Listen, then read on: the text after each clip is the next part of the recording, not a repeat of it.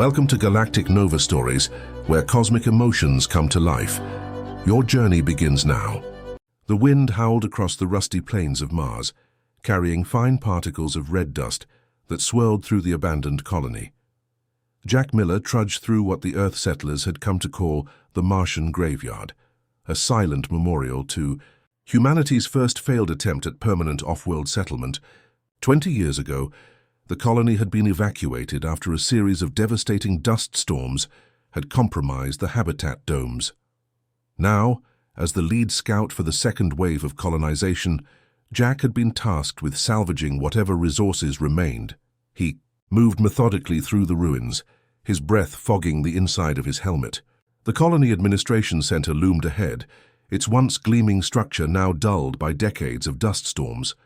According to mission protocol, he should document everything and return to base camp before nightfall. But something about this place pulled at him, a feeling he couldn't explain. "Base, this is Miller. I'm extending my survey of Sector 4, he reported, knowing the delay would earn him a reprimand. "Negative, Miller. Satellite shows another dust storm approaching from the T. South, return immediately." Jack hesitated. "Just 30 more minutes. There's something here. That's a negative. A return to..." The communication crackled and went silent as Jack switched off his comlink. The administration center's airlock was partially blocked by debris. Jack cleared enough space to squeeze through, his suit's headlamp cutting through the darkness inside. The interior was eerily preserved. Dust covered everything, but papers still sat on desks. Coffee mugs remained half full with long evaporated liquid. As Jack moved deeper into the facility, his light caught a shimmer that seemed out of place among the dust. He approached carefully, brushing away the red powder to reveal a translucent pod about the size of a small car. Its surface was like nothing he'd seen before, not plastic, not metal, but something that seemed to shift between states as he touched. What the hell?" he whispered. Inside the pod lay a figure that was unmistakably not human, small, perhaps the size of a 10-year-old child, with skin the color of pale amber that seemed to glow faintly from within. Its limbs were thin and delicate, with too many joints. The head was elongated with no visible ears, and large, almond-shaped. Eyes were closed as if in sleep.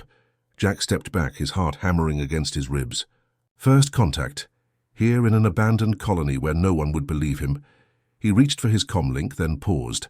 The creature's chest rose and fell in a slow rhythm. It was alive. As if sensing his presence, the being's eyes fluttered open, completely, black except for pinpoints of silver light that seemed to focus on him. Jack froze, transfixed by that alien gaze. Then impossibly he felt something, a presence in his mind, gentle but unmistakable. Not words exactly, but impressions. Fear, loneliness, pain. The creature couldn't move, somehow trapped in its own body. "I won't hurt you," Jack said aloud, unsure if it could understand. The presence in his mind shifted, confusion giving way to a desperate hope that hit him like a physical force. More impressions followed. Time passing, abandonment, waiting. This being had been here since before the colony was evacuated, perhaps even before humans had arrived on Mars, and it had been conscious the entire time, trapped in paralysis, watching as humanity came and went, unable to call for help. Jack made a decision then that would change the course of human history. "I'm not leaving you here," he promised. The dust storm arrived sooner than expected, battering the abandoned administration center, with howling winds that found every crack and crevice in the structure. Jack worked frantically, rigging his portable power pack to the alien pod, which responded with a soft hum and a faint blue glow emanating from previously invisible circuits. The being inside watched him with those strange silver-flecked eyes, the mental connection between them growing stronger as minutes passed. More impressions flowed into Jack's mind, gratitude, wonder, and something else, a sense of urgency he couldn't quite interpret. The creature was trying to communicate something important, but the concepts were alien, lacking human reference points. "I'm going to get you out of here," Jack said, his voice steady despite the adrenaline coursing through his veins. "But I need to understand what you need. Are you injured? Is that why you can't move?" The mental response came as fragmented impressions, severed connections, A system shutdown, energy depletion. Jack understood enough. The being was essentially paralyzed, its biological systems in some kind of stasis to prevent death. When his comlink crackled back to life, the voice of Commander Reed was tight with controlled anger. "Miller, report your position immediately." "I'm still at the administration center," Jack replied, watching the alien's reaction to his voice. "Ma'am, I've found something. Someone." A long pause followed.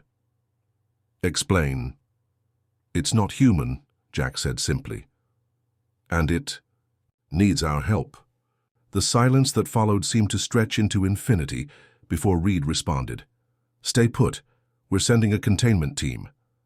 Jack felt a wave of fear from the alien, not directed at him, but at the word containment. More impressions flooded his mind. Clinical examinations, separation, dissection. The being had somehow gathered enough information about humans to understand the potential threat. "No containment," Jack said firmly. "This isn't a hostile situation. Send medical instead." "That's not your call to make, Miller. With respect." "Commander, it became my call when I established first contact. This being is sentient, conscious, and in distress. The first contact protocol is clear. Humanitarian assistance takes priority over scientific investigation." The alien's eyes never left Jack's face as he spoke, and he felt a new impression forming in his mind. Trust, fragile but growing. "I'm going to call you Lumi," Jack said softly to the being. "It means light in Finnish. My grandmother was from Finland." The creature blinked slowly, and Jack felt a warmth in his mind that he interpreted as acceptance. Outside, the storm intensified. The building groaned under the assault of wind and debris. Jack checked his oxygen levels. 5 hours remaining. Enough time for the storm to pass and help to arrive, but only if the structure held. A loud crack from above made both Jack and Lumi look up. A section of the ceiling was beginning to buckle. Without hesitation, Jack positioned himself over the pod, bracing for impact as debris began to fall. The pain was immediate and intense as a metal beam struck his shoulder, but Jack held his position, shielding Lumi from the worst of it. Through their mental connection, he felt the alien's distress at his pain, followed by something unexpected, a sensation of energy flowing from Lumi toward him, dulling the edge of his agony. "Are you helping me?" Jack gasped. The answer came, not in impressions but in a visual that formed in his mind. Two beings sharing strength, their energies intertwined.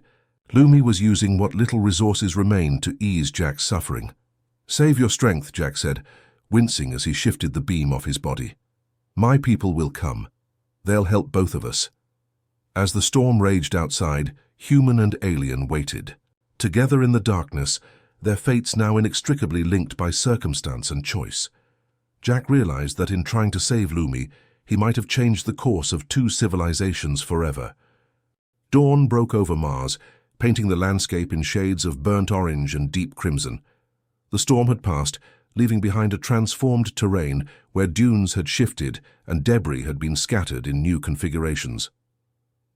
Inside the administration center, Jack sat with his back against the wall, one hand resting on Lumi's pod, the mental connection between them now a steady current of shared consciousness. Through the night, as Jack drifted in and out of sleep, fragments of Lumi's story had emerged in his mind. Lumi's people, the Etheri, were travelers, explorers who mapped the cosmos not through ships but through consciousness itself, projecting their awareness across vast distances.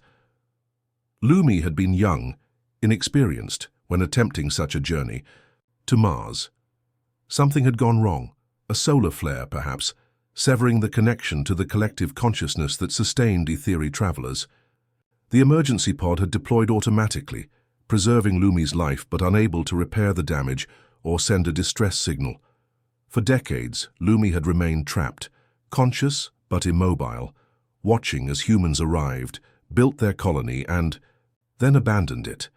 Unable to communicate, Lumi had absorbed human languages, customs, and emotions simply by observing, waiting for someone who might sense the faint mental presence that was all Lumi could project. "I can't imagine what that was like," Jack said, his voice hoarse from the dry air. All that time alone. A gentle wave of acknowledgement flowed from Lumi, followed by an impression that Jack interpreted as forgiveness, not just for him, but for all humans who had come and gone without noticing the stranded visitor. The sound of approaching rovers broke the moment. Jack stood painfully, his injured shoulder protesting the movement. Through the broken windows he could see 3 vehicles approaching, kicking up plumes of dust in their wake. "They're here," he told Lumi, feeling a mixture of relief and apprehension. "Whatever happens next, I won't let them treat you like a specimen." The mental touch that answered was warm with gratitude but tinged with resignation. Lumi had been observing humans long enough to understand their fear of the unknown. Commander Reed was the first through the door, her face grim behind her helmet visor. Behind her came Dr. Patel, the expedition's senior physician, and Lieutenant Adams, whose hand rested too casually near his sidearm for Jack's comfort. "Report, Miller," Reed demanded, her eyes fixed on the glowing pod. "This is Lumi," Jack said simply, placing himself between the newcomers and the pod. "Lumi is sentient, peaceful, and in need of medical assistance. We've established a form of communication." Dr. Patel stepped forward, her scientific curiosity overriding any fear. "You've communicated how?" "Telepathically," Jack replied, watching their expressions carefully. "Lumi's people, the Etheri, communicate through mental connections. Lumi has been stranded here for decades, paralyzed but conscious." "Telepathy?" Lieutenant Adams scoffed. "Miller, you've been breathing too much Martian air." Jack fixed him with a steady gaze. "Test me. Ask me something about Lumi's physiology or culture that I couldn't possibly know, then scan the pod to verify." Dr. Patel's eyes widened with interest, but Commander Reed raised a hand to silence any response. "This isn't a debate, Miller. We have protocols for potential biological contaminants. The pod will be transported to a secure facility for study." "Lumi isn't a contaminant," Jack protested, feeling a surge of distress from the alien. "The Etheri are peaceful explorers. They've observed dozens of civilizations without interference." "Even if that's true," Reed countered, "our primary concern must be the safety of our colony. Until we understand exactly what we're dealing with, containment is non-negotiable." Behind them, Lieutenant Adams unholstered his weapon, though he kept it pointed downward. "Commander, we should move quickly. The next supply shuttle leaves in 3 days. We could have this specimen back on Earth for proper study within the week." At the word specimen, Jack felt Lumi's fear spike sharply. Images flooded his mind: clinical laboratories, separation, isolation, a nightmare scenario for a being whose existence depended on connection. "No," Jack said firmly, straightening despite his injury. "Lumi stays with me. The first contact protocol is clear. When a peaceful sentient being requests asylum, we are obligated to provide it." "Commander." Reed's expression hardened. "Step aside, Miller, that's an order." The tension in the room crackled like static electricity. Jack remained positioned in front of Lumi's pod, his stance unmistakable despite his injury. Commander Reed's eyes narrowed, calculating the cost of forcing compliance against the potential diplomatic incident of mishandling first contact. "I don't think you understand the situation, Miller," Reed said, her voice dropping to a dangerous whisper. "This isn't about one alien or one scout's misplaced compassion. This is about the future of human settlement on Mars." Dr. Patel stepped forward, her hands raised in a placating gesture. "Commander, if I may, perhaps there's a middle path. The medical bay has isolation facilities. We could accommodate the alien there while conducting non-invasive assessments." Jack felt Lumi's thoughts brushing against his consciousness, not fear now, but a strange resignation mixed with determination. New images formed in his mind: Lumi's people facing extinction, their numbers dwindling across the cosmos as their connection to each other weakened. Lumi wasn't just a stranded explorer, but perhaps one of the last of the Etheri. Lumi's people are dying, Jack said suddenly, the realization striking him with its full weight. They're a collective consciousness spread across space. When they lose connection to each other, they can't survive. Lumi has been alone too long. That's why movement is impossible. The pod is life support, nothing more. Dr. Patel's scientific Curiosity visibly intensified. Fascinating. A hive mind species with distributed consciousness. The implications for our understanding of sentience. This isn't an academic exercise, Jack interrupted. Lumi needs to reconnect with the Etheri Collective, or death is inevitable. Lieutenant Adams snorted. Convenient story. The alien tells you exactly what would make us help it escape containment. It's the truth, Jack insisted, then felt Lumi projecting something new. Coordinates, stellar configurations, timing. Lumi says there's a gathering of Etheri consciousness happening soon, in a region of space near Jupiter's orbit. If we can get there, they might be able to help Lumi reconnect. Commander Reed's skepticism was palpable. You expect us to divert a research vessel based on telepathic coordinates from an unknown alien entity? I expect us to behave like the enlightened species we claim to be, Jack countered. This is exactly what the First Contact Protocol was designed for, not just protecting us from them, but them from us. The room fell silent, each human wrestling with the implications. For centuries, humanity had looked to the stars, wondering if they were alone. Now, face to face with proof they weren't, fear threatened to override compassion. Lumi's mental touch came again, this time with surprising strength. Jack gasped as his mind was flooded with visions, not just of the Etheri, but of countless civilizations across the galaxy, some thriving, others long extinct. The message was clear. The universe was teeming with life, and how humanity responded to this first encounter would define their place among the stars for generations to come. When Jack related this message, Dr. Patel sat down heavily on a nearby chair, overwhelmed by the implications. Lieutenant Adams lowered his weapon slightly, uncertainty crossing his features for the first time. Commander Reed remained stone-faced, but something had shifted in her eyes. You're asking me to stake the lives of my crew, the future of this colony, on your word and the telepathic messages of an alien we know nothing about. I'm asking you to make first contact mean something, Jack replied quietly, to show that when humanity finally met another intelligence among the stars, we chose compassion over fear. A long moment passed before Reed spoke again. Dr. Patel, prepare the medical bay for a special patient. Lieutenant Adams, secure a transport route with minimal exposure to the general colony. She turned to Jack, her expression grave. If this goes wrong, Miller, it's on both of us. Jack nodded, relief washing through him. Through their connection, he felt Lumi's gratitude, a warm glow that spread through his consciousness like sunrise. Thank you, Commander, he said simply. As they prepared to move Lumi's pod, Jack felt something else from the alien, not just gratitude but a profound respect for the choice humanity had just made. In that moment of crisis, faced with the unknown, they had chosen empathy over security, possibility over certainty. It was perhaps the most human choice of all. The colony's medical bay hummed with activity as Dr. Patel and her team worked tirelessly around Lumi's pod. Jack sat nearby, serving as translator for the mental impressions that flowed between them. After 3 days of careful study, the prognosis was both better and worse than expected. Lumi wasn't dying immediately, but the connection to the Etheri Collective, the very thing that defined Lumi's existence, was deteriorating rapidly. It's like watching someone slowly lose their identity. Dr. Patel explained to Commander Reed during their daily briefing. The physiological systems are stable, but the neural pathways that allow telepathic connection are degrading. Reed frowned, studying the complex scans displayed on the screen. And your recommendation? We need to get Lumi to that gathering. Near Jupiter, Dr. Patel said without hesitation. Jack's translations have been consistent and verifiable.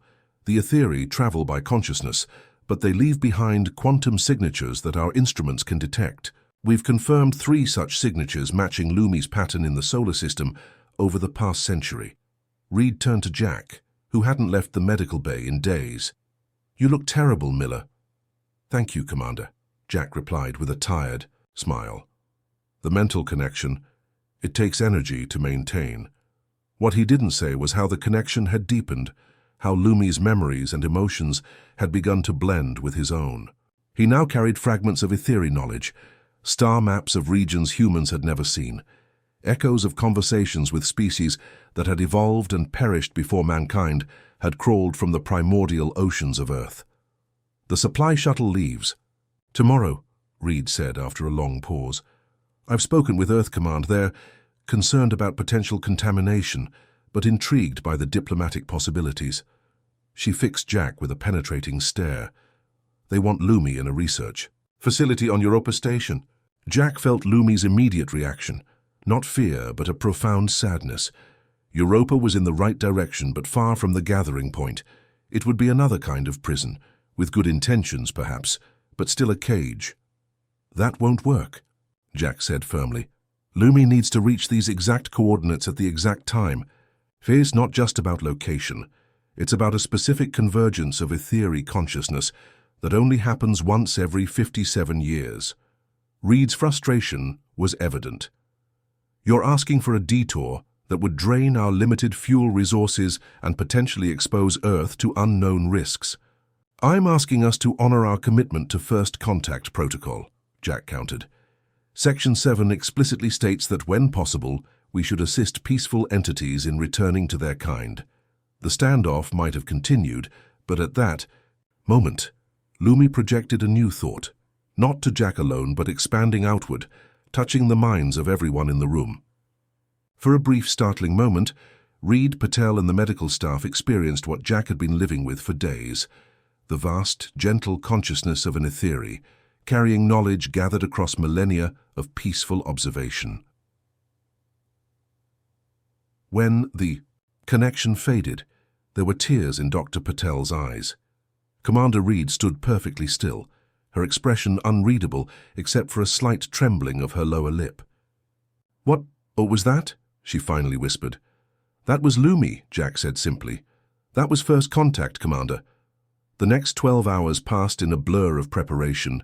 The supply shuttle was reconfigured to accommodate Lumi's pod, with Dr. Patel personally overseeing the integration of life support systems. Jack would accompany them as translator and guide, while Commander Reed remained on Mars to manage the inevitable political fallout from Earth Command. As they prepared for departure, Reed pulled Jack aside. This isn't just about one alien anymore. Is it, Miller? Jack shook his head. It never was. The Etheri have been watching us for centuries, Commander. They've seen our wars, our cruelty, but also our art, our compassion, our potential. This moment, how we treat one stranded explorer, could determine humanity's place in a much larger community. Reed nodded slowly. Then don't mess it up. She extended her hand. Good luck, Jack. The shuttle launch was smooth, the red planet falling away beneath them as they climbed toward the stars. In the cargo hold, secured but visible through an observation window, Lumi's pod glowed with renewed energy, the connection to Jack stronger now that they were moving toward the gathering.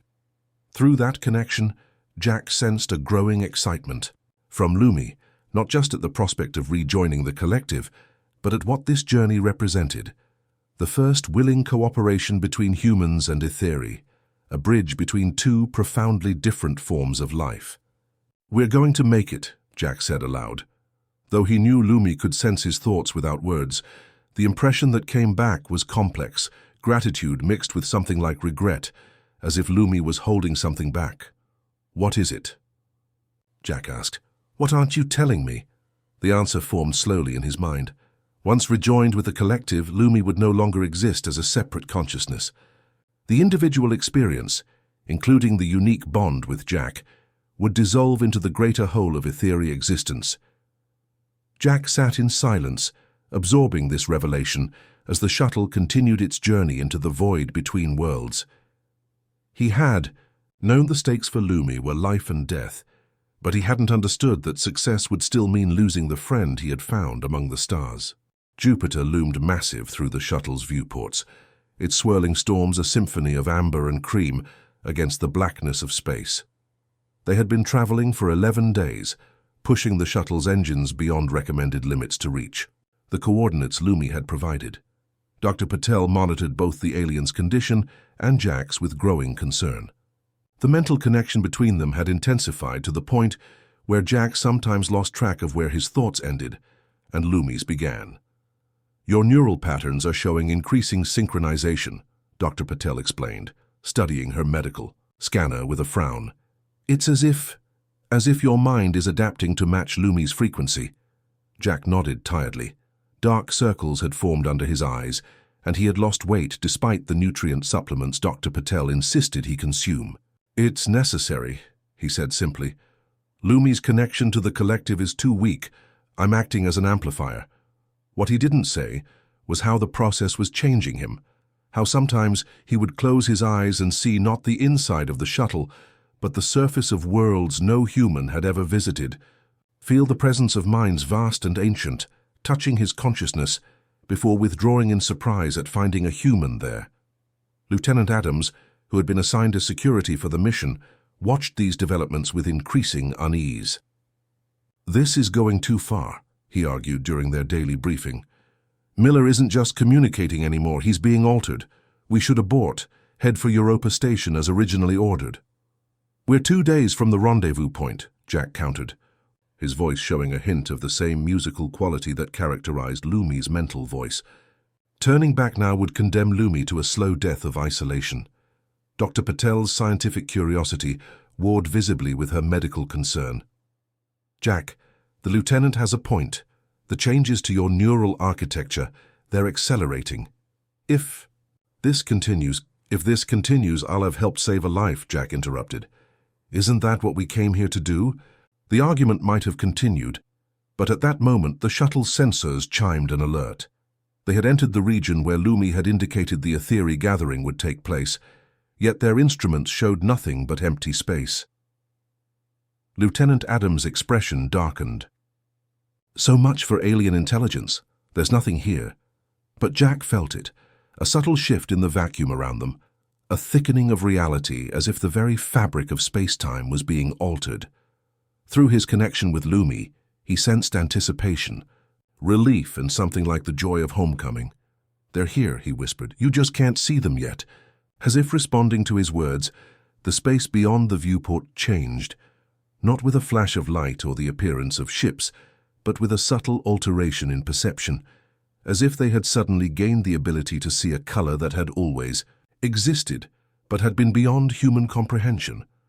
Flowing through the void were patterns of energy, amber, hand-silver like Lumi's eyes, weaving complex structures that seemed to exist in more dimensions than the human mind could process. Dr. Patel gasped, her scientific detachment crumbling in the face of such beauty. Even Lieutenant Adams stood, transfixed, his hand unconsciously moving away from his weapon. Through Jack's mind flooded new impressions from Lumi, not just gratitude now, but a desperate urgency. This was the moment of reconnection, the only chance to rejoin the collective consciousness. But there was something else, something Lumi had hidden until now. The Aetheri had been watching humanity with growing concern. War, environmental destruction, the exploitation of resources. These patterns were familiar to a species that had witnessed the rise and fall of countless civilizations. Humanity stood at a crossroads, their technological development outpacing their ethical evolution. The Aetheri had been debating whether to make formal contact or to simply observe humanity's likely self-destruction from a safe distance. Lumi's experience, being rescued by Jack, being treated with compassion rather than fear, had become a crucial data point in that ongoing debate. "They've been judging us," Jack realized aloud, the implications staggering. "This whole time." Dr. Patel turned to him, her eyes wide. "Judging us for what?" "For whether we're ready to join a larger community," Jack replied, the knowledge unfolding in his mind as Lumi shared it. "There are rules agreements between sentient species, a galactic code of ethics that governs interaction. The Aetheri are gatekeepers of a sort. They observe, they evaluate, they decide which emerging species to welcome and which to quarantine until they mature." Lieutenant Adams scoffed, though his voice lacked conviction. "And one human helping one alien is supposed to tip the scales?" "Sometimes," Jack said softly, "the smallest acts of compassion speak the loudest about who we truly are." At that moment, Lumi's pod began to glow with increasing intensity, the amber light pulsing in rhythm with the swirling patterns outside the shuttle. Jack felt the connection between them stretching, transforming. No longer just a bridge between two minds, but a doorway opening to something vast beyond imagining.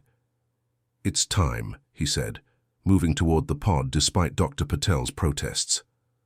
"Lumi needs to rejoin the collective." As his hand touched the surface of the pod, Jack felt a final surge of communication from Lumi.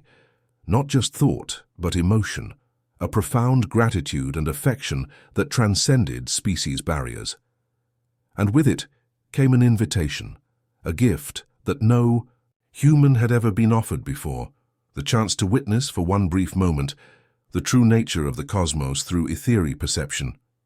The moment Jack's hand made contact with Lumi's pod, reality as he understood it ceased to exist.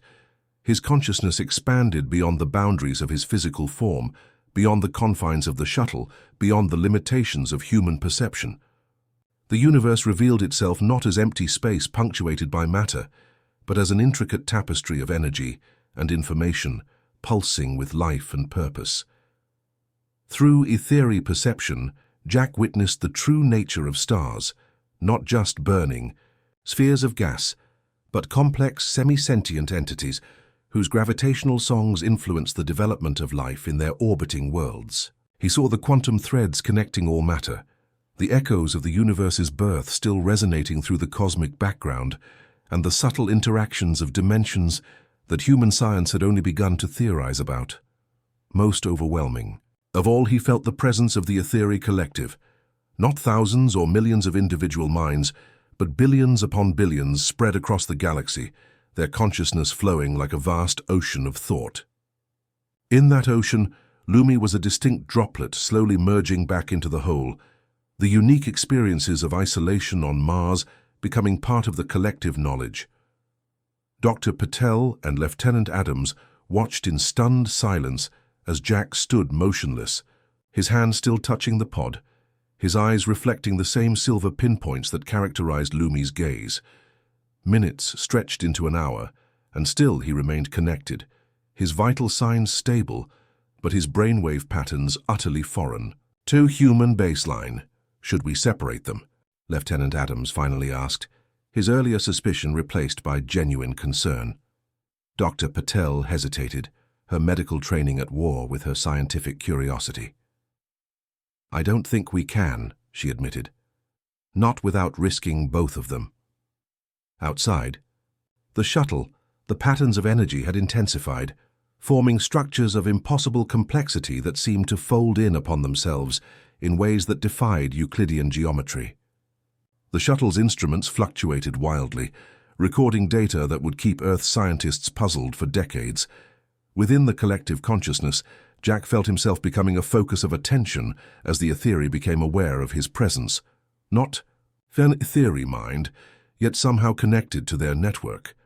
He sensed their surprise, their curiosity, and then a ripple of what might have been amusement at this unexpected development. Through Lumi's consciousness, now strengthening as reconnection progressed, the collective examined Jack's memories, his hopes, his fears, everything that made him human. They witnessed his compassion for Lumi, his willingness to risk his career and even his life for a being utterly alien to him. They saw through his eyes the best and worst of humanity, the capacity for both tremendous cruelty and extraordinary kindness. In return, they offered knowledge, not technological blueprints or weapons designs, but deeper understandings about the nature of consciousness itself, insights into sustainable existence that had allowed the ethereal to thrive for millions of years without depleting planetary resources or destroying other sentient species. As this exchange reached its culmination, Jack felt Lumi's individual consciousness beginning to fade, merging more completely with the collective. With it came a sense of completion, of purpose fulfilled. Lumi's final gift was a series of impressions meant for humanity, coordinates where other species might be contacted, warnings about regions of space where expansion would be unwise, and most importantly, an invitation. The ethereal had decided. Humanity would be welcomed, cautiously, gradually, into the greater community of sentient beings that shared the galaxy. When Jack finally broke contact with the pod, collapsing into Dr. Patel's waiting arms. The pod's glow had dimmed to nothing. Inside, the small amber form lay still, no longer breathing. The consciousness that had been Lumi now existed only as part of the collective, the physical form merely a vessel that had served its purpose. "Jack!" Dr. Patel called urgently, scanning him with her medical device. "Can you hear me?" He opened his eyes slowly, blinking as if unaccustomed to seeing through human eyes again. When he spoke, his voice was rough with emotion and exhaustion. "I heard them," he whispered. "All of them. And they heard us." Lieutenant Adams leaned closer. "What are you talking about? What happened?" Jack struggled to find words for concepts that human language had never needed to express. "They've been watching us for centuries, waiting to see what kind of neighbors we would be. Lumi's experience and my choice to help. It mattered. It showed them something about humanity they needed to see." "And?" Dr. Patel prompted gently. A smile spread across Jack's face, tired but genuine. "We're not alone anymore," he said simply. "And we never really were." 1 year after the Jupiter encounter, the Martian colony had transformed from a struggling outpost into the center of humanity's first serious xenological research institute. The events aboard the shuttle, carefully documented by Dr. Patel and reluctantly corroborated by Lieutenant Adams, had sent shockwaves through Earth's scientific and political establishments. Debates raged about the implications of the Etheri Collective and humanity's place in a suddenly much larger cosmic community. Jack Miller sat alone on a ridge overlooking the colony, watching the sunset paint the Martian landscape in deepening shades of crimson and gold. The neural changes initiated by his connection with Lumi had not reversed after contact ended. Dr. Patel's tests confirmed what Jack already knew. His brain had been permanently altered, reorganized to accommodate forms of perception and thought that no human had experienced before. He wasn't fully human anymore, but neither was he etheri. He existed in between, a bridge between two profoundly different forms of consciousness. The sound of footsteps on the rocky ground announced Dr. Patel's arrival before she spoke. "Thought I'd find you up here," she said, settling beside him on the ridge. "The Earth delegation arrives tomorrow. They're very eager to meet you." Jack nodded absently, his attention seemingly focused on an empty patch of sky. "I know." "You can still sense them, can't you?" she asked quietly. "The Etheri." "Not clearly," Jack admitted. "Not like before. It's more like knowing someone is in the next room, even though you can't see or hear them. A presence at the edge of awareness." Dr. Patel studied his profile, noting the silver flecks that now permanently marked his irises, a physical manifestation of his transformation. "The neural imaging we did yesterday shows new growth in your temporal lobe. The changes are accelerating." "Again." Jack turned to face her, his expression serene despite the implications. "I'm not afraid, Anna. This was always going to be a one-way journey." She reached out, placing her hand over his, a gesture of human connection that meant more to him now than ever before.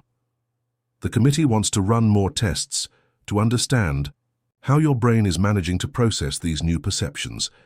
They think it could be the key to developing technologies for broader communication with the Etheri." "And what do you think, Anna?" Jack asked, already knowing the answer through the subtle emotional frequencies he could now perceive around humans. Another gift or burden of his transformation? Dr. Patel sighed, looking out at the Martian landscape. "I think we need to be careful not to repeat our oldest mistakes. You're not a specimen to be studied. You're the first of something new." Jack smiled, grateful for her understanding. In the months following the Jupiter encounter, as Earth governments had scrambled to form committees and draft policies for extraterrestrial contact, it was the scientists like Anna who had advocated most strongly for approaching this new frontier with humility rather than exploitation. "The coordinates Lumi shared," Jack said after a moment of comfortable silence. "The Council has decided to send the first exploratory mission." "I know. Reed told me they want you as the ambassador." Jack nodded, watching as the first stars appeared in the darkening Martian sky. Among them were worlds where other intelligences dwelled, some like the Etheri, ancient and vast in their understanding. Others younger than humanity, still taking their first tentative steps toward sentience. "I won't be coming back," he said softly. "Not as the person I was." Dr. Patel's grip on his hand tightened slightly. "None of us will, Jack. The moment you found Lumi in that abandoned colony, everything changed, for all of us." They sat together as darkness fell completely, the stars burning with a clarity impossible on Earth. Jack could sense them now in ways no human before him had, not just as distant suns, but as beacons of possibility, each one. A reminder that in the vastness of space, compassion might be the rarest and most valuable resource of all. 3 months later, as the exploratory vessel approached the coordinates Lumi had provided, Jack stood alone in the observation dome.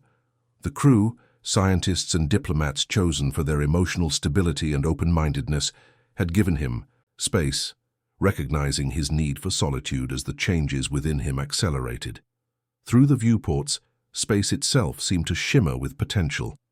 Jack closed his eyes, extending his consciousness outward as the ethery had taught him through Lumi. The response came immediately, a gentle recognition, a welcoming. When the captain joined him some time later, she found him smiling. "They're waiting for us," Jack said simply. Are they like the ethery?" she asked, her voice steady despite the historical importance of the moment. Jack shook his head. "Different. Each species perceives reality through its own unique lens. These beings, they call themselves the Mirai, experience time differently than we do.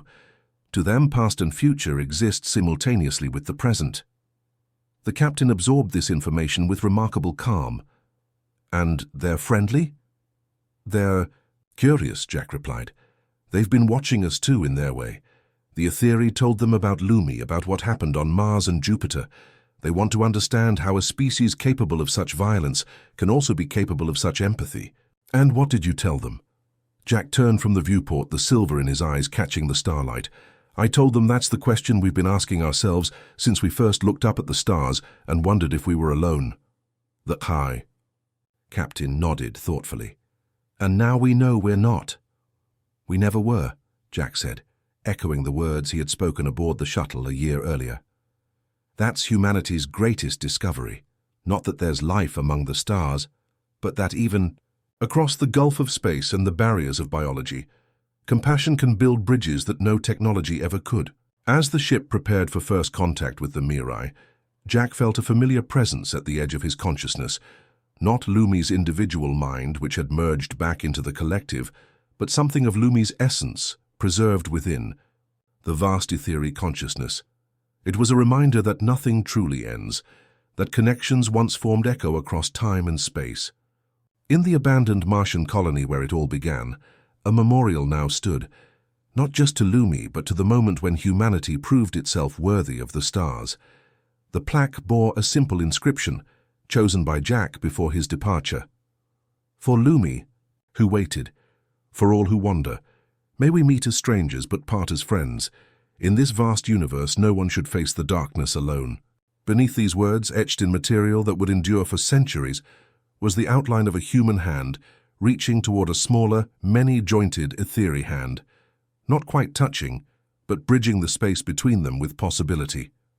On countless worlds across the galaxy, other meetings were taking place, other bridges being built.